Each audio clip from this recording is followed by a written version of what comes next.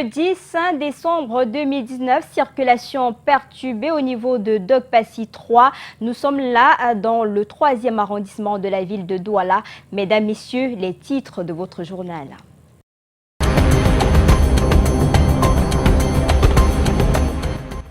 Difficile de circuler depuis ce matin au lieu d'y entrer lycée à Dokpassi 3 dans l'arrondissement de Douala 3e. Un camion a percuté à mort une jeune femme à cet endroit, provoquant par la même occasion un gros bouchon. Nous irons retrouver Yasser Trésor Tanon sur place. Mamadou Mokta devant le tribunal de grande instance du Foundi. Le premier vice-président du mouvement pour la renaissance du Cameroun et ses camarades encore en détention seront fixés sur leur sort cet après-midi. C'est depuis le 26 janvier qu'ils ont été appréhendés et écroués dans le cadre de la crise post-électorale à l'issue de la présidentielle d'octobre 2018. Bran Kamga nous attend au tribunal de grande instance de Foundi. Et puis déjà Noël dans les rues, sapins, guirlandes, sonorités de circonstances. Le Cameroun est déjà à l'ère de la nativité. Outre le décor, pères et mères de famille pensent aussi à ce moment de solidarité et de convivialité qui nécessite d'importants moyens financiers, à chacun sa bourse.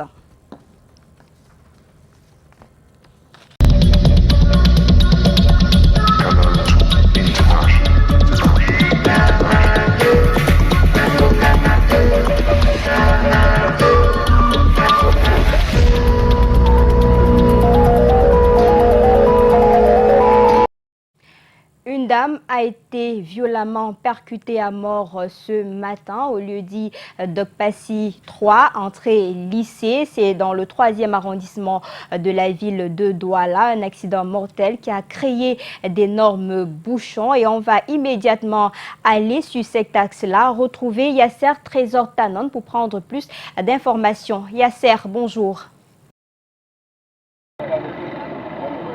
Nous sommes au lieu dit entrée lycée Ndokpassi, non loin du marché de Ndokpassi, c'est dans l'arrondissement de Douala 3e.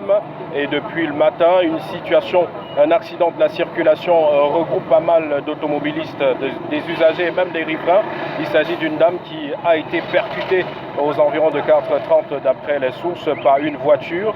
Elle a été littéralement déchiquetée par cette voiture-là qui a pris fuite. On a un moto-taximan ou un usager de la route. Il emprunte cette route régulièrement. Qu'est-ce que vous pouvez nous dire sur cette route de village? C'est pas facile pour nous de rouler sur cet axe plus que parce que ici, nous avons tellement de cas délicats parce que sur cette route, il n'y a pas moyen pour nous de traverser parce que lorsque une voiture traverse déjà à travers borne 10, il se met en allure, il accélère sa voiture avant d'arriver au marché, il est au moins à 120 à l'heure. Pourtant, ce n'est pas normal. Sans tenir compte, il est dans une ville et il faut qu'il doit modérer sa vitesse. On a aussi quelqu'un d'autre qui veut s'exprimer sur cet accident. Qu'est-ce qui vous marque? Oui, pour moi, ce qui me marque sur la route, c'est qu'elle a été mal pensée. Sur cette route, ça va dans tous les sens. Les gens qui sortent des quartiers n'ont pas la possibilité de retourner leur moto et de prendre l'autre sens. Ils sont obligés de prendre le contre-sens, les sens interdits. Ça fait que chaque semaine ici, on ne manque pas d'accidents. Il y a les gens qui sont gravement blessés, les gens qui meurent. Et le manque d'échanger aussi. Il fallait un échange, un passage pour les piétons, un passage aérien, comme on a vu sur d'autres routes. Donc cette pénétrante de la ville, pour moi, a été mal pensée. C'est ce que j'aimerais dire. Ok, voilà, pour l'instant, concernant l'accident, la dame n'est pas identifiée parce que visiblement, elle n'a pas de pièce d'identité, elle n'a pas de téléphone pour pouvoir joindre au moins une famille. Elle est méconnaissable. Pour l'instant, on attend d'ouvrir une enquête pour essayer peut-être de rattraper déjà le conducteur, j'ai envie de dire irresponsable, qui est parti après avoir causé cet acte sans se signaler dans une brigade ou dans un poste de police quelconque. Donc on attend de voir un peu plus clair dans cette affaire d'ici peut-être la fin de la journée.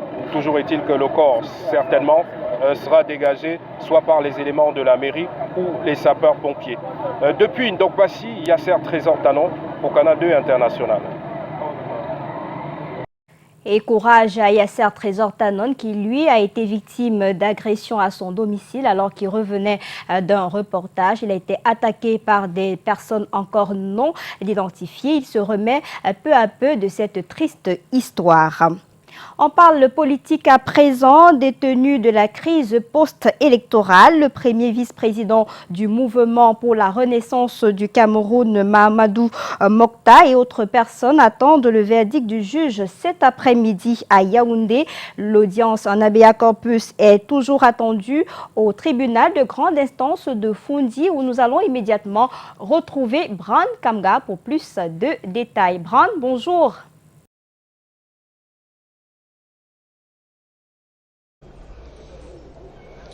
Bonjour Lille. Mamadou Mokta, le premier vice-président du mouvement pour la renaissance du Cameroun, sera-t-il libéré cet après-midi en compagnie de 4 autres personnes? La question reste posée. On le sait, il est censé sortir de prison le 5 octobre dernier après la décision du président de la République dans le cadre de la libération des détenus de la crise post-électorale. Mamadou Mokta et 14 autres personnes au total, il faut le dire, restent détenus. Et pour en savoir plus, un avocat de la défense est avec nous, maître Michel Tallé. Bonjour maître, vous avez introduit dans ce recours au tribunal de grande instance au Djumfundi pour leur libération immédiate. Qu'est-ce que cela implique? Bonjour Brand, bonjour aux millions de téléspectateurs qui nous suivent à l'instant. Comme vous l'avez si bien dit, nous avons introduit ce recours en libération immédiate à habeas corpus parce que nous pensons que nos 15 clients restent encore détenus de manière illégale. Parce que je dois vous rappeler tant le tweet du président de la République que le communiqué signé plus tard par le secrétaire général, ministre d'État à la présidence de la République était suffisamment clair. Ce communiqué disait notamment ceci, et je cite, que dans un cadre d'apaisement, tous les prisonniers de la crise post-électorale devaient être libérés. Alors maître, le constat c'est que les 15 qui jusqu'ici restent en prison ont été condamnés pour la mutinerie du 22 juillet à la prison centrale de Kondengi à 2 ans de prison. Juridiquement, est-ce que ça ne pose pas problème? Juridiquement, ça ne devrait pas poser problème parce que ces condamnations ne sont pas définitives. Vous comprenez, on ne peut parler de condamnation que lorsqu'elle est devenue définitive. Or, nous avons appelé régulièrement toutes ces décisions. Et malheureusement, la Cour d'appel a pris beaucoup de temps pour enrôler ces affaires. Elles sont enrôlées, les premières vont passer certainement le 12. 5 sur 15 sont concernés pour l'audience en habeas corpus de cet après-midi. Y a-t-il espoir? Je garde espoir en la justice de mon pays que je sers. Et j'ose espérer qu'un juge aura la lucidité nécessaire un jour pour dire le droit. Merci beaucoup maître Michel Tallé. On vous retrouvera bien sûr plus tard pour avoir plus d'amples informations sur cette audience qui est censée être tenue depuis 10 h du matin mais qui n'a pas encore lieu parce qu'au niveau du paquet, toutes les dispositions ne sont pas encore prises. On reviendra donc au 19 h 50 pour savoir ce qui en est du cas Mamadou Mokta, premier vice-président du MRC, et de 4 autres co-accusés. Et on reviendra bien sûr sur le cas des 10 autres personnes, 15 au total qui sont concernés par ce procès donc pour leur libération ou pour leur condamnation. Ici au tribunal de grande instance du Mfundi, Bran Kamga, Luc Mvondo pour le 13 h. Et vous l'avez si bien dit, Bran, le sort de Mamadou Mokta sera donc connu cet après-midi. À présent, on s'intéresse aux fêtes de fin d'année. Les fêtes de Noël et de Nouvel An se préparent déjà sur l'ensemble du triangle national. C'est l'occasion de satisfaire les besoins et autres caprices des familles et proches. Il faut cependant avoir de l'argent nécessaire pour faire des courses. Janice Kamga, Michel Foucault. La Noël et la Saint-Sylvestre ont un coût en rayon comme sur les étals. Ce prix, peu de Camerounais peuvent le payer pour le moment. À une vingtaine de jours des fêtes, les États au crédit comme au débit affichent encore néant. Nous sommes déjà à un niveau où on fait avec ce qu'on a. Il n'y a plus question de préparer ou alors prévoir. Parce que si on peut faire même d'être en santé comme ça, moi ça me suffit. Le reste là sont les détails. À côté des blasés, il y a ceux qui se sont préparés longtemps à l'avance à casser la tirelire. Machin, il ne passe pas. On fait avec, c'est-à-dire tu peux venir, tu vends 2 000, tu vends 3 000, tu as les occupations à la maison, tu restes avec 500 francs, tu épargnes, tu jettes à la caisse. Le 25 décembre, je vais donc casser ça. En cassant ça, si j'ai 25 000 ou 30 000, c'est ça qui va me permettre d'acheter les petits habits à l'enfant. Au rang des optimistes, d'aucuns font des prévisions psychologiques. On prépare dans la tête, oui, on sait qu'il y aura les fêtes avec les enfants et tout, mais pour une artiste que je suis, c'est pas très évident. J'attends toujours qu'il y ait une entrée, l'entrée de décembre. D'autres voient en leur boss le Père Noël qui fera des gratifications. Mon patron dans les ILPAD pour pouvoir nous faire des petits moyens pour que la famille mange. Pour l'instant, les dépenses de consommation courante rendent les budgets des foyers déficitaires. Du moins les chrétiens sont dans l'expectative d'un miracle avec l'arrivée de Jésus-Christ. Et puisqu'on parle d'argent, les responsables du Fonds monétaire international ont échangé il y a quelques jours avec les étudiants de l'université des Chang sur la thématique axée sur l'économie. C'était au cours d'une conférence de presse à Chang en présence d'Eric Matani. C'est une salle de conférence de l'Amphi 1000 de l'université de Chang pleine d'étudiants qui reçoit des cadres du Fonds monétaire international venus s'entretenir et échanger avec le COPS sur le thème « Faire face à l'incertitude », rapport sur les perspectives économiques régionales pour l'Afrique subsaharienne. C'était un plaisir pour nous de venir partager notre vision, la vision du Fonds monétaire sur certains aspects, notamment sur les perspectives économiques de l'Afrique au sud du Sahara, mais aussi les perspectives de l'économie camerounaise. Cette conférence, dont prenaient part les économistes de haut volt, entre dans le cadre de la politique de dissémination des différents rapports du FNI réalisés en 3 lignes avec les missions statutaires. L'intérêt pour moi, c'est pouvoir positionner mes recherches dans le contexte actuel, étant donné que les objectifs de développement durable voudraient que nous concentrons les résultats de nos recherches. Étant assis sur 3 points principaux, les conférenciers ont présenté les perspectives économiques sous-régionales pour le Cameroun et les questions des aérés des agents économiques car des entreprises privées. C'est la 2e fois que l'université de Chang est choisie par le FNI. Ainsi, le doyen de la faculté de sciences économiques et de gestion donne l'intérêt de cette conférence. Il y a beaucoup d'intérêt, je vous l'ai dit. Il y a d'abord les perspectives d'emploi, connaître un peu ce que le Fonds monétaire international fait. C'est une très très bonne chose. Surtout, je vous ai dit que le Fonds monétaire fait un certain nombre d'études sur les problèmes que nous rencontrons en faisant un certain nombre d'hypothèses. Pour davantage édifier les étudiants, une 50aine de spots est mis à la disposition de ces étudiants. Et on reste toujours dans les amphis avec la coopération Cameroun-Italie pour le développement. La 10e promotion des étudiants au master en coopération internationale et action humanitaire à l'IRIC a entamé il y a quelques jours son année académique. Point d'ancrage, la notion de label. Brand Kamga, Samuel Bonissa.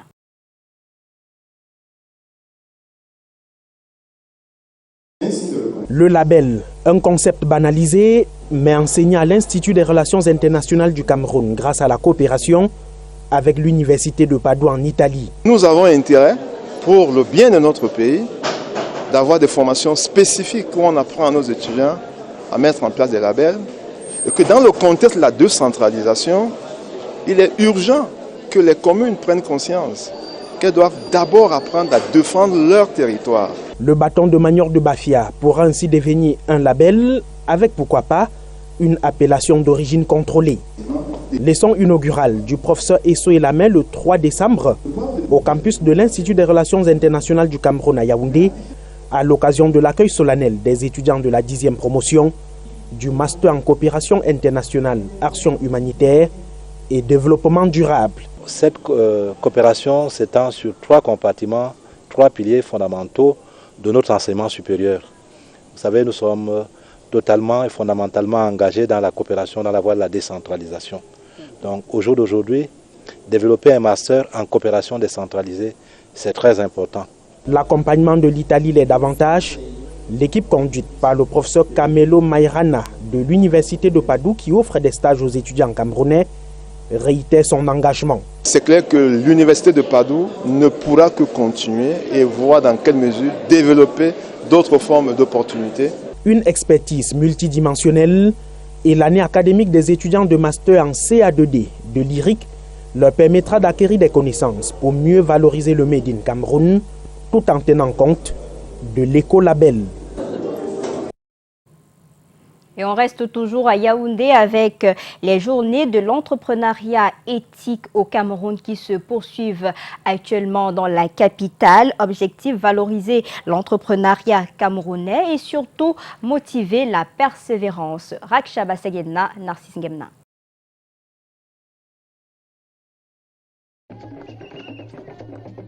Financer les initiatives à caractère social, tel est l'objectif des journées de l'entrepreneuriat éthique au Cameroun. Promouvoir le bien-être financier, c'est bien, mais pas que. Penser aussi à une stabilité morale et psychique et l'essor même d'un avenir fructueux. L'école de création de richesses, des GECT ont cassé un paradigme. Donc un système de pensée pour moi. Je pensais soigner seulement le corps, mais maintenant je peux aider les autres à voir plus clair dans leur vie. Édition 10+1. 11 années déjà que se perpétue l'événement GEC, une initiative accompagnée par le gouvernement camerounais, avec pour maître d'œuvre le ministère des Petites et Moyennes Entreprises, de l'économie sociale et de l'artisanat,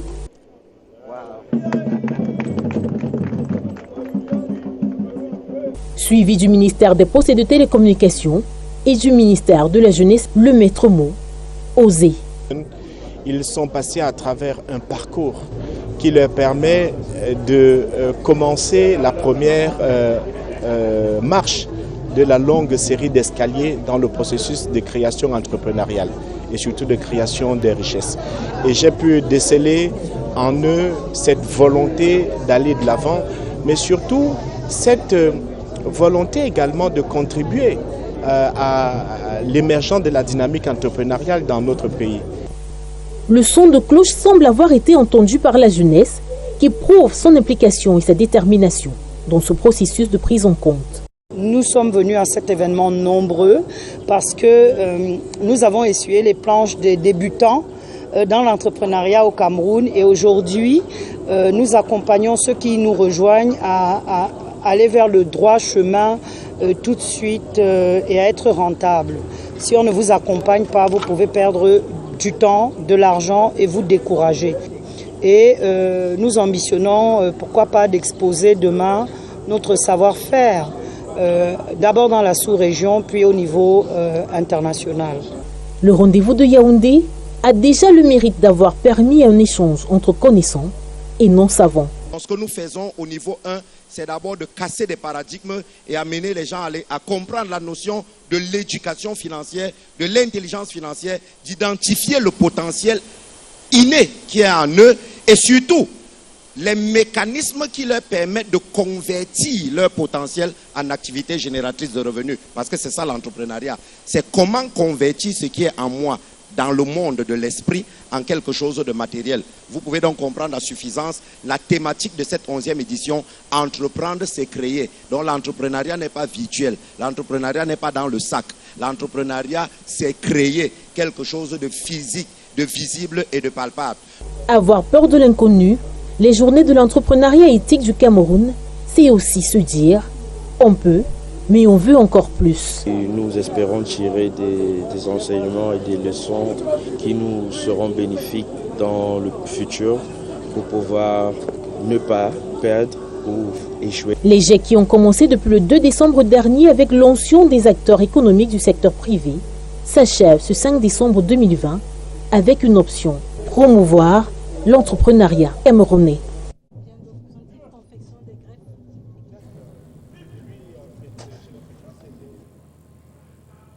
Et le ministre de la Jeunesse que vous avez aperçu dans ces images était aux côtés du ministre de la Communication, aux côtés également de la présidente du Conseil national de la jeunesse et du représentant du PNDP pour mieux préparer l'événement baptisé Youth Connect Cameroun qui sera officiellement lancé le 9 décembre prochain. Ce sera au Palais des Sports de Yaoundé. Des précisions avec Raksha Basagena, Samuel Bonissa.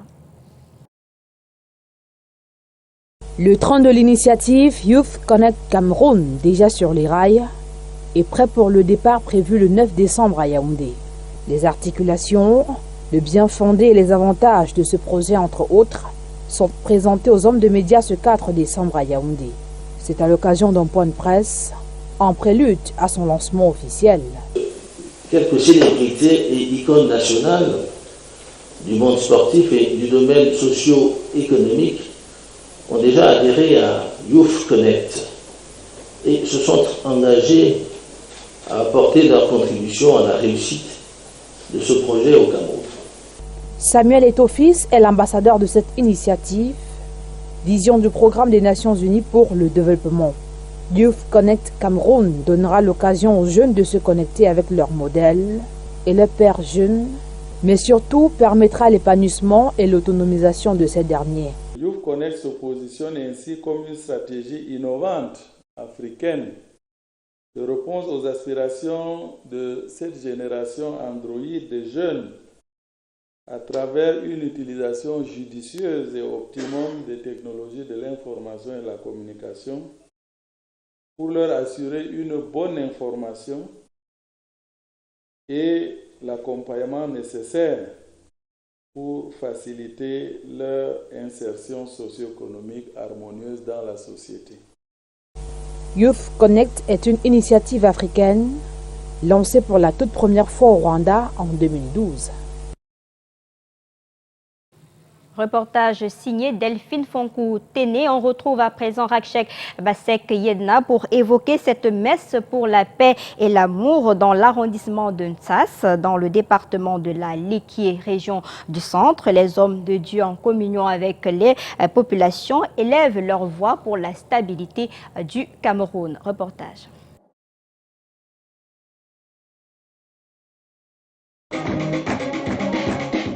Une messe pour la paix, le pardon et le vivre ensemble, organisée par l'Église catholique orthodoxe française dans l'arrondissement de Ntsas, dans le département de la Liquié, région du centre Cameroun.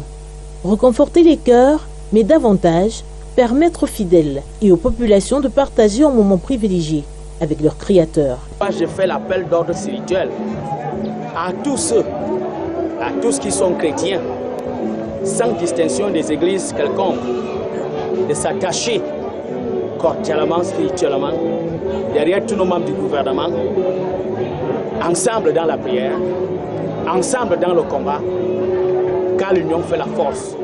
Avec l'union, nous allons triompher sur tout terrain, toute menace, tout ennemi qui s'élèvera. Ici, on élève des louanges, des prières et même on participe à l'instant sacré de la communion, une célébration qui rend plus que reconnaissant tous les participants. Je suis très ravi parce que rien ne dépasse la paix. Rien ne dépasse la paix. C'est la paix qui est tout. Sans la paix, on ne peut rien faire. L'amour, comme prônait Monseigneur Marie et Frère. L'amour, le vivre ensemble. Pour ces hommes de Dieu, c'est peut-être une messe pour cette ville de Ntsas, mais plus encore, une prière pour le Cameroun. Et pourquoi pas également une prière pour les personnes handicapées qui exigent le respect de la société. C'est à Baïgom, dans l'arrondissement du département du Noun, région de l'Ouest Cameroun. C'était en marge de la célébration de la journée des personnes handicapées il y a 2 jours. Vanessa Melakamdem, Joya Nourdine. Abolir les préjugés conçus autour de la personne handicapée. Objectif de la célébration de la journée mondiale des handicapés dans la localité de Baïgom, département du Noun. Le chef du village participe lui-même à l'opération de sensibilisation. Comme ils sont sortis, c'est que le monde entier, le gouvernement et les communes et l'ensemble des bonnes volontés peuvent chacun, à ce qui le concerne, réagir dans la cause de ces personnes qui n'ont pas démérité pour être ce qu'ils sont aujourd'hui. Amadou, Augustin et Adamou se déplacent en fauteuil roulant depuis plusieurs années. Cela ne leur rend pas la vie facile. Cette rencontre est l'occasion pour eux de faire des doléances. On a vraiment des problèmes pour pouvoir se déplacer. Des choses comme des chaises roulantes qui nous faut ça, les handicapés de Baïgom. Des béquilles. Cette célébration, rendue à sa 28e édition, a été assez bénéfique pour les handicapés de Baïgom. Ils ont reçu des propositions qui leur permettront de jouir pleinement de leurs droits et de s'autogérer. Cette autre information, Michel Zanga Bena est le nouveau secrétaire général de la commune d'Atok dans le Oignon, région de l'Est Cameroun. Une de ses missions, renforcer les capacités des unités de promotion économique dans les communes. Je vous propose d'écouter quelques extraits sélectionnés par Joseph Wapon.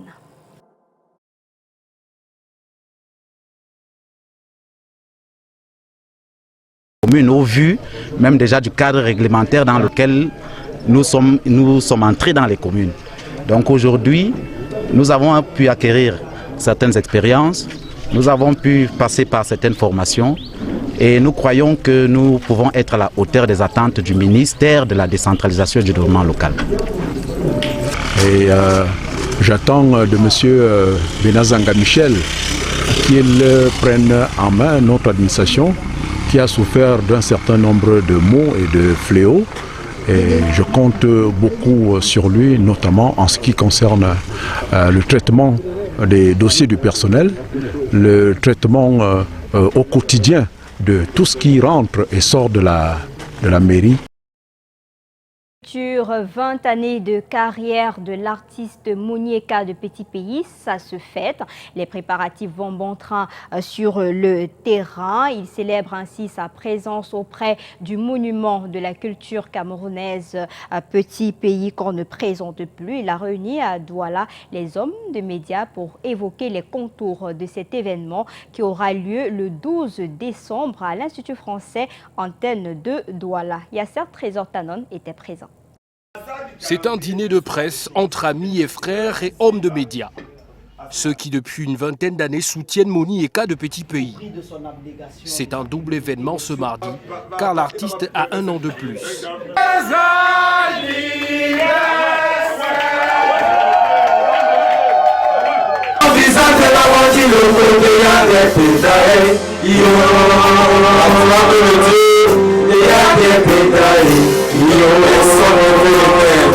Ici les répétitions pour le grand rendez-vous à l'Institut français de Douala pour célébrer les 20 ans de Monieka passés aux côtés du grand maître Rabarabi. Les répétitions vont bon train. Toutes les générations des sans-visa seront présentes.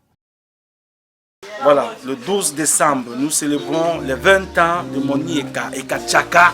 Voilà, auprès du grand maître Rabarabi, moi je serai là. Les sans-visa seront là de toutes les générations y compris. Monieka, un jeune frère que j'ai connu à l'époque, il était au CES d'Aqua. Voilà. Il nous a rejoints bien plus tard. Je serai là, on va faire la fête. C'est du jamais vu au Cameroun. Du jamais vu. Les sans-visa de Petit Pays réunis avec toutes les générations, de la première à la dernière. Le 12, gare aux absents.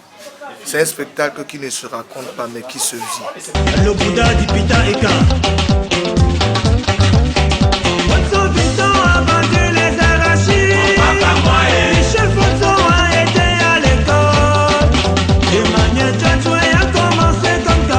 Monieka de Petit Pays, Face of Class, promet un spectacle grandeur nature à ses fans, massivement attendu dès 19h. Monieka de Petit Pays et de toutes les générations des sans-visa.